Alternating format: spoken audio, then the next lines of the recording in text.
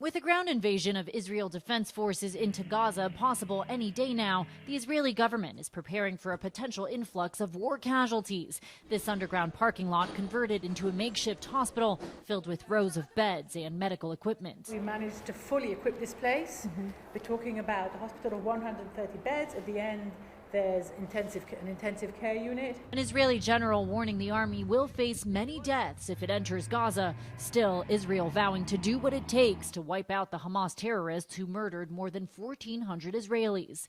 Israel defense troops seen training near the Gaza border. The U.S. and other allies are privately urging Israeli authorities to delay their ground war in Gaza in the hopes the terrorist group will release the more than 200 hostages they're still holding. It's imperative that we work to protect all civilians in this conflict. The value we place on civilian life is the driving force behind our efforts to secure the release of hostages. 2 elderly women were released from Hamas custody on Monday and handed over to the Red Cross, then taken into Israel. 85-year-old Yoshevet Lifshitz speaking alongside her daughter at a hospital, saying she's been through hell after being abducted by Hamas. She says she was taken from her kibbutz, put on the back of a motorbike, beaten with sticks, and ended up in a huge network of underground tunnels in Gaza. She says it was like a spider's web.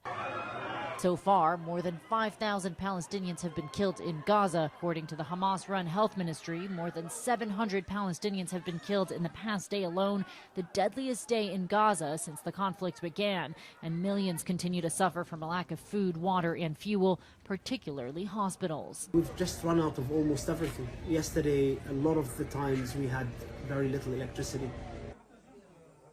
Amid growing concerns about the war front expanding, today the IDF says rockets were fired into Israel from Syria. Inez de la Cuetara, ABC News, Jerusalem.